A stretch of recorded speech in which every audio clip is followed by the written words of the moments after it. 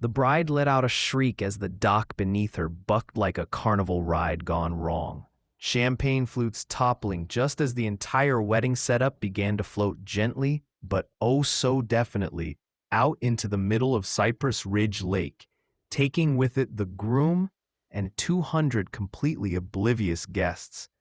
Just 30 minutes earlier, I had politely, well, somewhat politely, told Karen my dock wasn't some budget-friendly lakeside venue. Now I was parked comfortably on my porch, lemonade in hand, binoculars ready, mumbling, "Should have listened, Karen."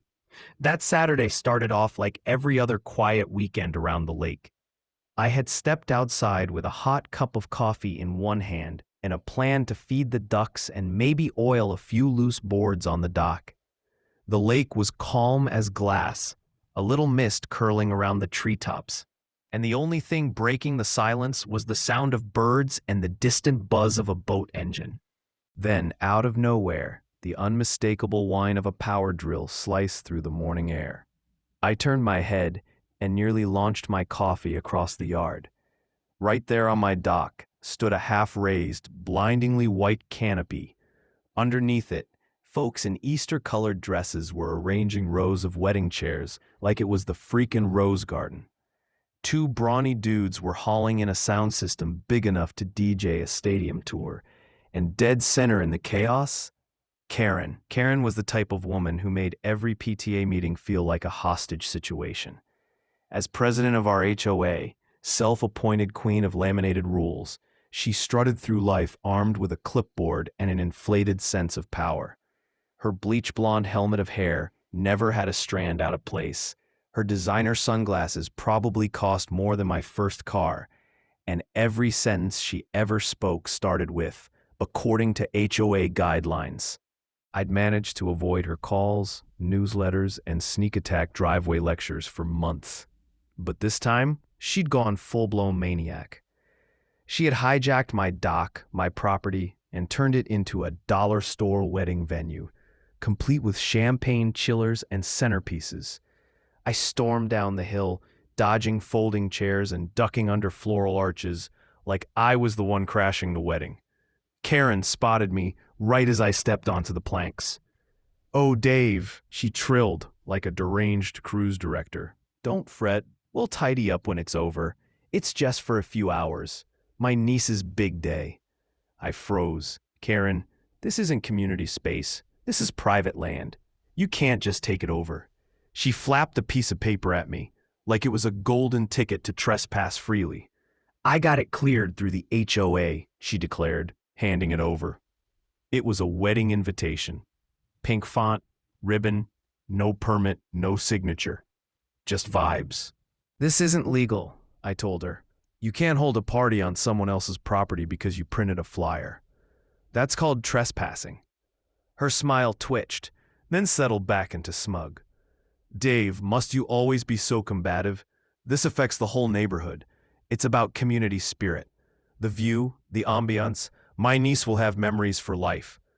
I folded the frilly invite in half and handed it back like it was a parking ticket. "Get off my dock, Karen." She didn't even flinch, just spun around, started hollering at the catering staff, and waved at the DJ to move closer to my fishing stool. Nobody looked my way. I stood there like a forgotten guest as more people filed in, snapping selfies, clacking in high heels across my dock like it was a runway. Karen had galloped so far past the line of decency, she needed GPS to find it again. So I turned and walked home, calm as a monk. I'd given her my single heads up. That was more than she deserved. What Karen didn't know, what I decided not to remind her of, was that the dock she'd invaded had a little feature I'd installed over the winter. A quick release system. I designed it for maintenance. Pop it off, swap the beams, no barge needed. 8 minutes in the boathouse, one flick of the lever. Back on the porch, I settled into my rocker with my binoculars as the ceremony began. The groom stood up front, visibly shaking. Bridesmaids whispered nervously. Karen loomed near the generator, scrolling her phone like a bored bouncer. And then, groan. The dock let out a slow, deep creak as it broke free. At first, it drifted so gently that nobody even noticed. Then the flower girl gasped and pointed at the water starting to widen between dock and shore. That's when the chaos erupted. Guests shrieked. Someone yelled for a rope. The DJ's speaker tumbled into the lake like it was stage diving. The bride clutched her veil as it caught wind and tried to fly away. The groom looked like he was seconds from passing out. Karen started screaming about lawsuits at the top of her lungs. A toddler went airborne chasing a balloon and nearly somersaulted under the buffet table. Meanwhile, my dock, in all its smug glory, floated gracefully into the middle of the lake like a royal barge of regret. My phone buzzed. It was Mike from the sheriff's office. "Dave," he said, half laughing already. "Tell me I'm not watching your dock carry a full-blown wedding across Cypress Ridge Lake." "You're watching it. Did you release it?" I sipped my lemonade. "I didn't touch a thing. I just gave Karen a heads up. The dock must have made its own choice." Mike cracked up and hung up. Back on the water, Karen had snatched a megaphone from the catering tent and was barking orders like a general mid-mutiny. Her voice cracked. Nobody listened. Then a paddle boat launched from a neighbor's yard, crewed by two frantic HOA volunteers. They looked like cartoon squirrels trying to paddle a spinning log. One toppled in. The other screamed and spun in circles. The bride's mother fainted and face-planted directly into a tray of shrimp cocktail. It was spectacular. A 5-star disaster. And the best part? It was all live. One of the teens had been streaming the whole debacle. Within minutes, the internet had exploded. Lake Wedding becomes Titanic 2.0. Karen's floating fiasco. Is this a wedding or a horror short? Comments flew. Reposts surged. People were crying with laughter from coast to coast. I lowered my binoculars, leaned back, and took in the scene.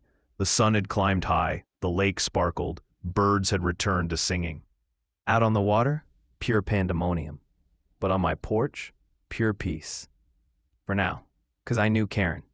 Humiliation didn't break her. It fueled her. She'd be back, probably with contracts, threats, maybe even city permits this time.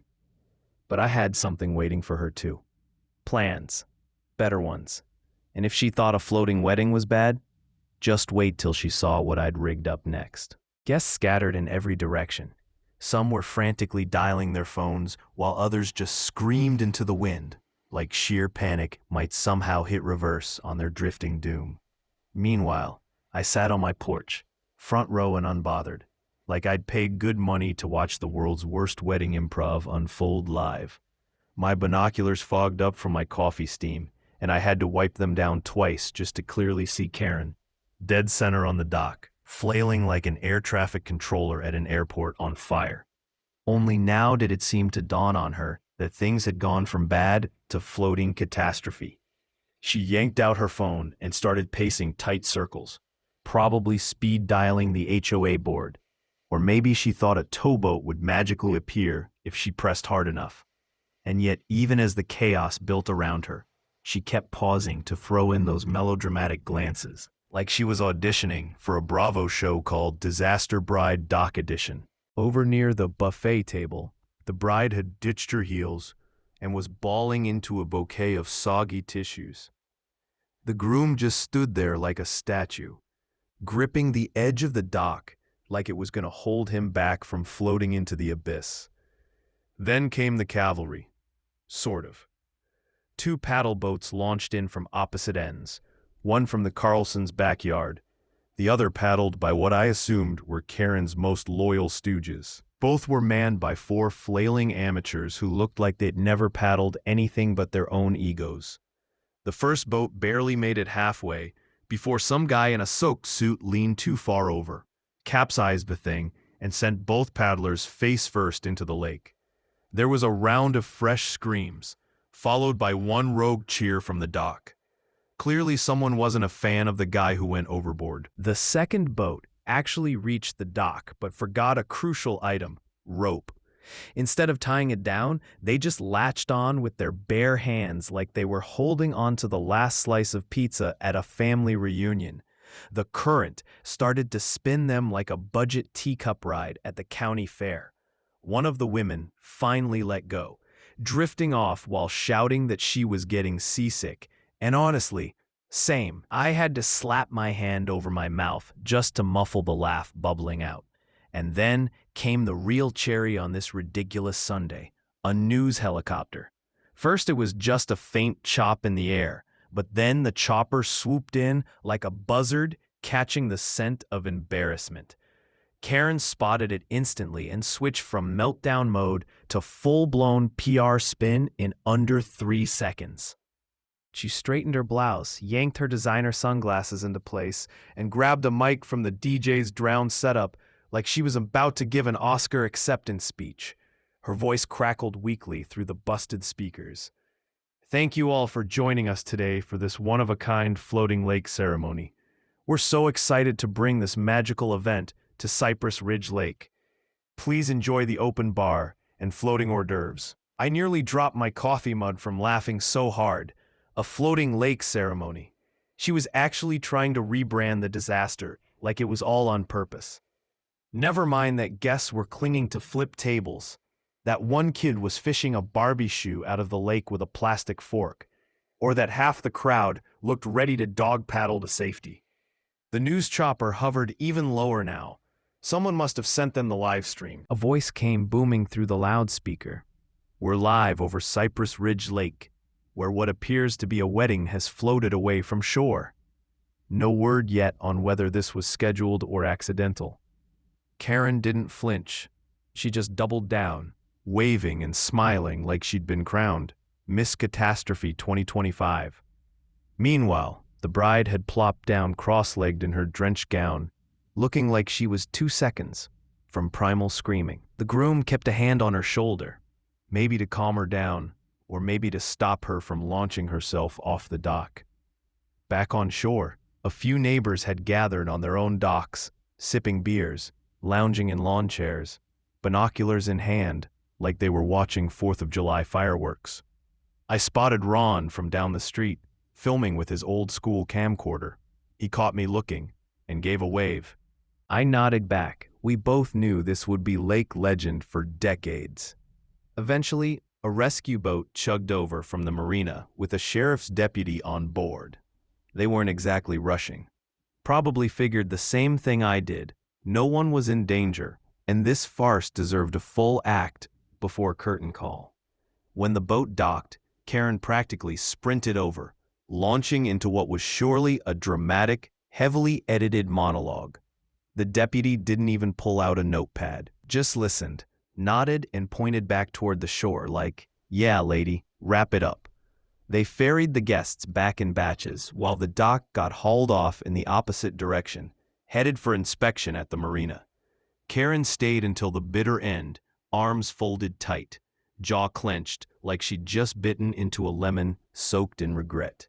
She turned and locked eyes with me across the lake. I raised my mug and gave her a slow, cheerful toast.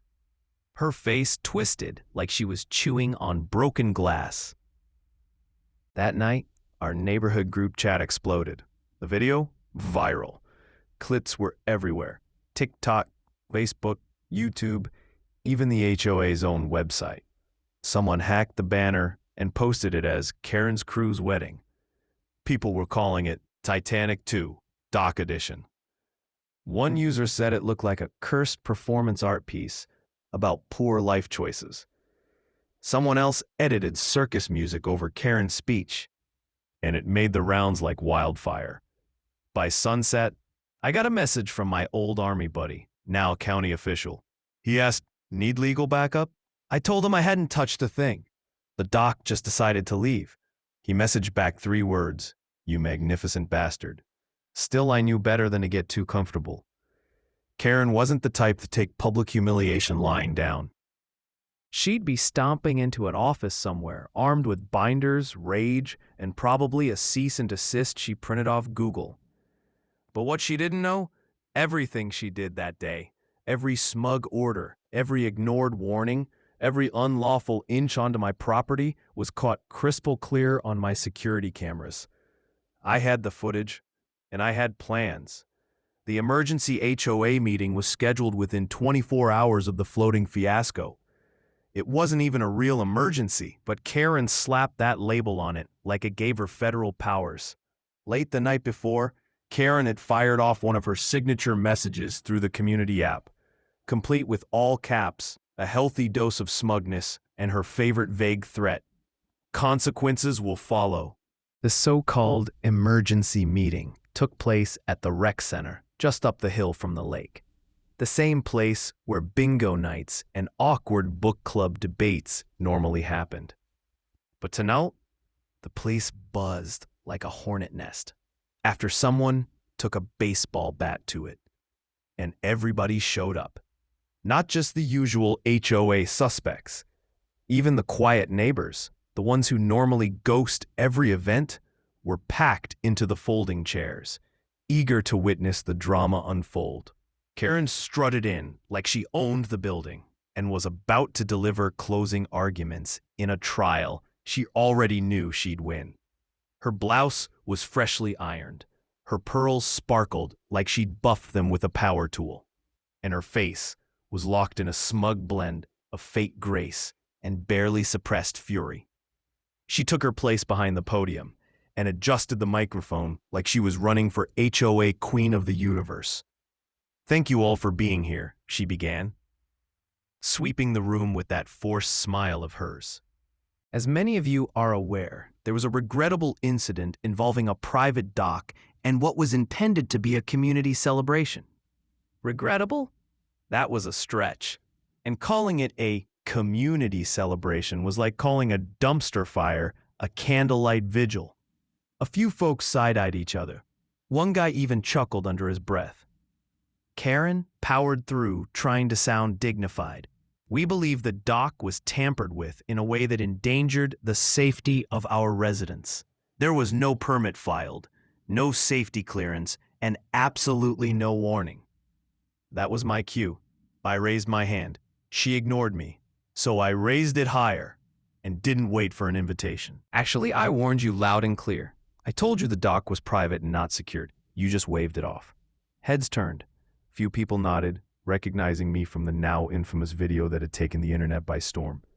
Everyone had seen it, Karen posing like a cruise director while the dock drifted off like a scene from a parody film.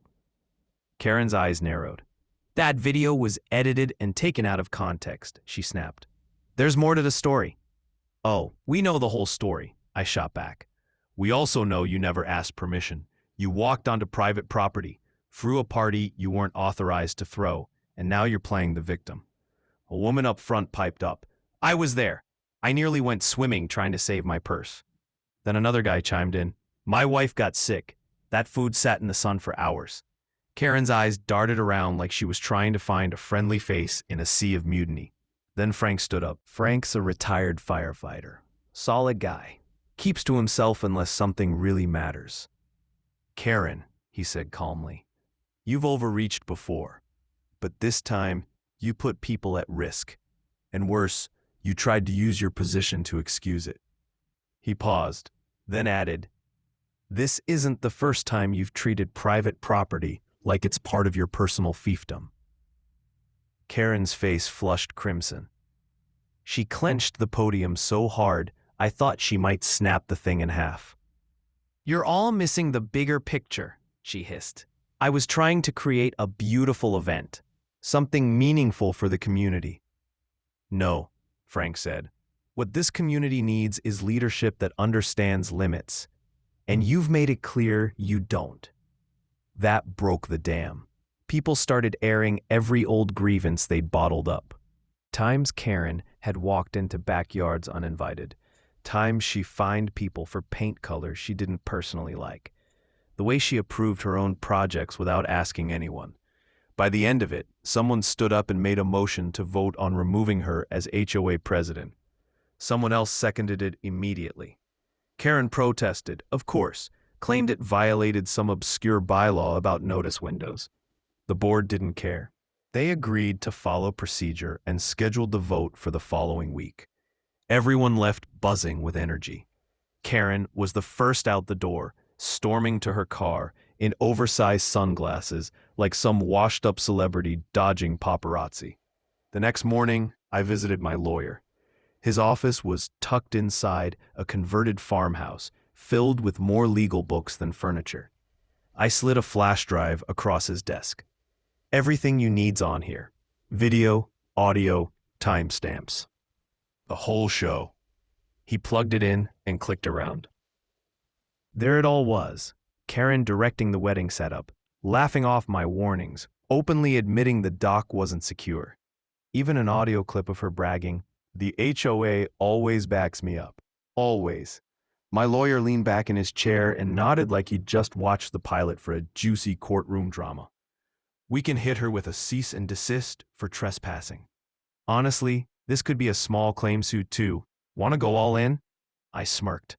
"Let's start with the cease and desist. Let her stew on it for a bit. Then we decide how much deeper to dig." He grinned. Done. A few hours later, Karen got a knock at the door. A courier handed her a fancy envelope stamped with legal letterhead, informing her very clearly that any future use of my dock without permission would land her in court. She didn't reply. Not that day. But I saw her across the street later, staring at my house with a kind of glare that could strip paint. I gave her a friendly wave and went back to trimming the hedges. 2 days later, she showed up on my doorstep with a tray of cupcakes. Not just regular cupcakes. These were high-end, overpriced sugar bombs from some boutique bakery, neatly boxed and tied with a ribbon, like they were peace offerings in a suburban hostage exchange. I didn't even open the door, just watched her through the glass. She rang the bell, smiled that fake smile, and said she was here to apologize for the misunderstanding. I cracked the door, just wide enough to talk, but kept the security camera in view, recording everything. "Apology accepted," I said flatly. "But just so we're clear, if you ever set foot on my dock again without permission, I'll press charges. No warnings, no HOA delays." Her smile twitched like it was trying to hold back a full-blown tantrum. Behind her eyes, I could see it. Pure, simmering rage. Karen didn't like being told no, and she really, really hated losing. She set that overpriced cupcake box on my porch like it was a peace treaty, then turned on her heels. Click-clack, click-clack, each step sounding like a gunshot down my walkway. I waited until she was out of sight, then opened the box, gave the sugary bribes one glance, and tossed the whole thing straight into the trash bin without a second thought. Because this wasn't over. Karen wasn't the type to lose quietly.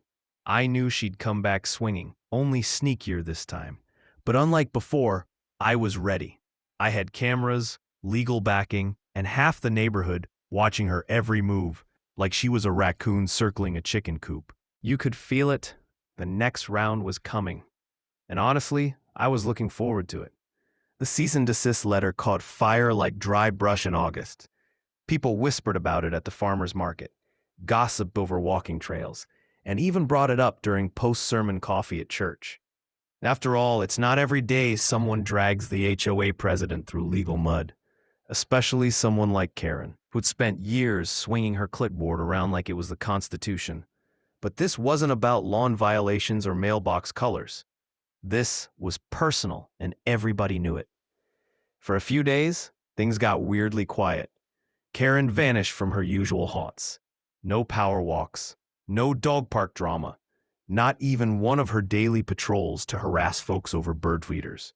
But that silence, it wasn't peace. It was pressure, the kind that builds before a storm. And sure enough, just when people started hoping maybe, just maybe, she'd learned her lesson, she came storming back with a fresh batch of chaos. It started early one morning when a utility truck rolled up my driveway, followed by a sleek black SUV that looked like it had been detailed for a villain reveal. Out popped a guy in a reflective vest carrying a clipboard, and right behind him, Karen emerged like she was stepping onto a red carpet. She marched toward my porch with the kind of smugness that only comes from someone who truly believes they're untouchable. "Good morning, Dave," she cooed, sugary sweet with that knife in the back tone. "This gentleman is here for a county inspection." We've received a report that your dock might be violating environmental code. I blinked. A report? From who? She bared her teeth in a smile that didn't touch her eyes. The HOA received an anonymous tip. Naturally, we wanted to act quickly, for the good of the lake, of course. She gestured toward the clipboard like this wasn't her latest stunt. The inspector, Roger, looked mildly uncomfortable, like he'd been roped into a bad blind date. Still, he introduced himself, started asking about permits, repairs, environmental impact, all standard stuff. I kept calm, walked him through everything, showed him the original plans, receipts, and the updated permits. Meanwhile, Karen lingered like a vulture at a picnic, just waiting for something, anything, to be out of order. But after nearly an hour, Roger handed me a signed form and said, "You're good, everything's up to code." Karen's jaw tightened like she'd just sucked on a lemon rind. She forced another smile. "Well, I guess that settles it." I smiled right back. "Sure does. And next time you send someone to mess with me, maybe double-check the paperwork isn't bulletproof."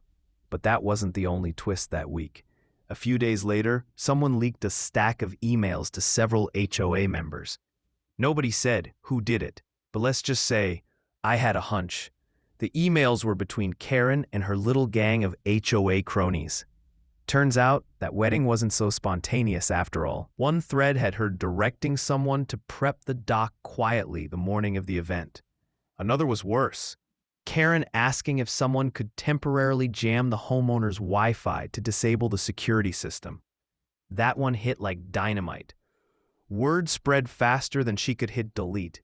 Neighbors were livid. Not only had she lied about the event being impromptu, but she'd actually tried to sabotage my cameras. The next HOA meeting was standing room only. Karen tried to hold the floor, but the room was done listening. Frank stood up again, this time with printed copies of the emails, entire sections highlighted in angry yellow. He read them aloud while Karen sat frozen beside him, her face like stone. By the end of the discussion, the board voted. 3 in favor of her removal, 2 abstained. She stood up slowly, gathered her stack of folders like broken dreams, and walked out without saying a single word. For the first time in years, it felt like the air had finally cleared. The neighborhood exhaled. People waved more. Kids started biking down streets they'd once avoided. Someone even dropped off a homemade pie with a note that read, "Thank you for putting her in her place." But Karen wasn't done. Not yet. She didn't show her face for almost a week. Then, like a beacon of joy, a big shiny for sale sign appeared on her front lawn. You could practically hear the cheers ripple down the block. Rumors swirled. Some said she was too embarrassed to stay. Others figured legal pressure was catching up. But I knew the truth. She'd lost control. And for someone like Karen, no power meant no reason to stick around. She couldn't rule the roost anymore, so she packed up her crown and left.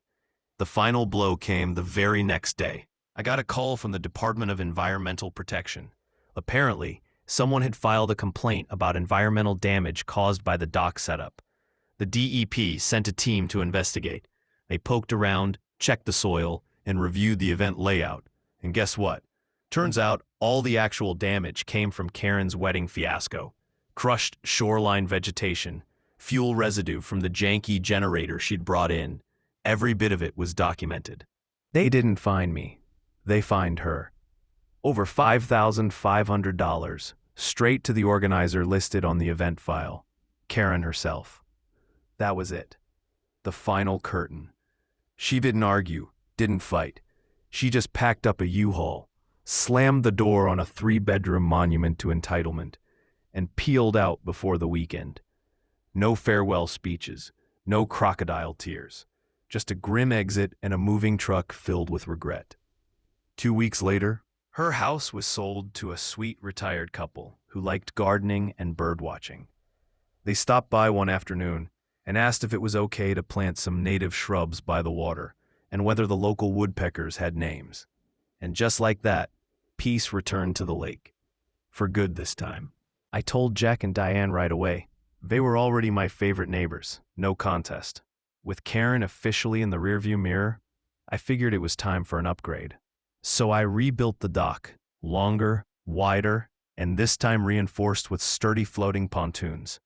A few neighbors pitched in, cracking jokes and swapping stories as they worked, most of them centered on the great drift incident of the wedding that shall not be named. One of them even painted a wooden sign and nailed it to the end of the dock. It read, "Private dock, trespassers will be drifted." That evening, I kicked back in my rocking chair again, coffee in hand, and watched the lake shimmer like melted silver under the moonlight. The birds were chirping, the frogs were croaking, and not a single trace of Karen's stilettos, clipboard, or megaphone was anywhere in sight.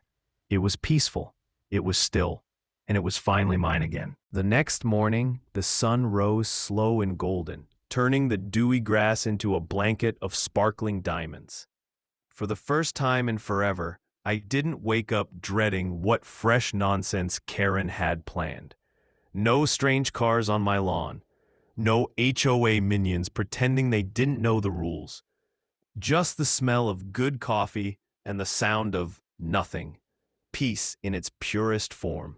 The kind you don't realize you've missed until it's back. Word spread fast. Karen was gone for good. Her house sat empty, windows dark, with only a cleaning crew pulling up now and then to scrub away what felt like years of entitlement. The neighborhood buzzed with rumors about where she'd gone. Someone claimed she was seen in the next town, trying to bully her way into another HOA. Someone else joked she'd entered witness protection after her floating wedding video crossed at 850,000 views. Honestly, I didn't care where she ended up. I only cared that she wasn't here. The new owners rolled in quietly a couple weeks later, Jack and Diane, a retired couple from out of state. Sweet folks. Jack liked to fish.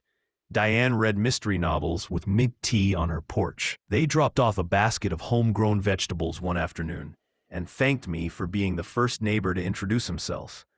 I didn't have the heart to tell them everyone else was still recovering from the Karen era. They'd come around, eventually. Something shifted after she left. It wasn't just the silence. It was like the neighborhood itself had exhaled. People who used to hide indoors started showing up at events again. The new HOA board, with Frank at the helm, actually listened when folks had concerns. No one got fined for leaving a trash bin out an extra hour.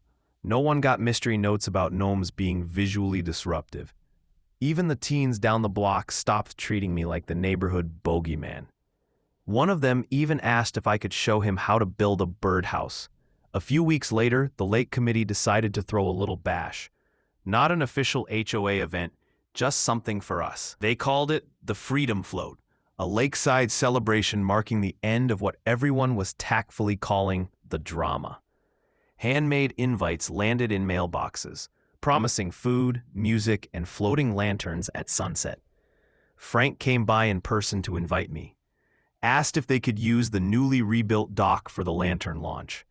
I paused for half a beat and said, "Sure, as long as nobody's trying to get married on it again." The day of the Freedom Float felt like something out of a postcard. The weather was perfect, sky pale blue with just the right kind of breeze. Boats bobbed along the shore, kids laughed, dogs barked, and people passed around coolers like it was a floating family reunion. Someone handed out t-shirts with a cartoon Karen mid-scream as a dock floated away behind her. Probably not appropriate, but absolutely hilarious. You could feel the difference. People smiled easier, laughed louder, like they'd finally remembered how to breathe. Just before sunset, Frank stood up on the dock and gave a short speech. He thanked everyone for hanging in through a strange chapter, and most of all, for sticking together. Then he turned to me and said, "And we want to thank Dave for reminding us that sometimes the quiet neighbor knows exactly what to do when things go off the rails." The crowd clapped, and someone handed me a golden oar, spray-painted, obviously, with the words "Best Dock Defense" stenciled on it in bold. I raised it high, and the whole dock nearly tipped from the laughter. As the sun dipped below the horizon, we lit the lanterns and set them afloat. Dozens of soft golden lights drifted across the lake, dancing gently on the ripples. I leaned back in my chair, the oar resting beside me, and just watched. And for a brief moment, I thought about Karen, wherever she was. Probably lecturing some poor soul about zoning violations, or sneaking into yet another unauthorized gazebo. I genuinely hoped for their sake that their dock was better built than mine used to be. The weeks that followed were the kind of quiet you don't take for granted, the kind where birds return, footsteps sound louder, and you stop checking your security cameras every morning just to see who wandered into your yard overnight. I fixed up the porch swing, redid the garden bed Karen once called an eyesore, and even gave the shed a fresh coat of paint. No angry letters, no surprise inspections. Just neighbors dropping off extra tomatoes or waving as they passed. One morning, I stood at the edge of the dock, coffee in hand, watching a blue heron hunt near the reeds. The dock looked better than ever, reinforced, lit by solar edges, and sturdy enough to withstand a wedding, a party, or a full-blown HOA invasion. The old sign still hung proudly at the entrance. Private dock, no exceptions. The heron took off across the lake, wings wide, slow and smooth. The breeze rolled in, soft and cool. I smiled. Just as I turned to head back to the house, my phone buzzed. It was a message from Frank in the neighborhood group chat. "Dave, do you know anything about someone trying to build a zip line from the hill to your roof?" I blinked, confused, then slowly turned to look up the slope behind my house. I squinted, and sure enough, there it was. A brand new rope line tied between two trees, aiming straight for my shed roof, like a toddler's idea of a theme park ride. I stared at it for a long moment, then muttered, "Not again." I sighed, turned toward the tool shed, already making a mental list. Reinforce the roof, install a motion-triggered air horn, maybe look into anti-zipline deterrents. One thing was for sure, the lake might be calm now, but this neighborhood, it was never going to stay quiet for long. And I was more than ready. If you like this story, please don't forget to like this video and subscribe to the channel.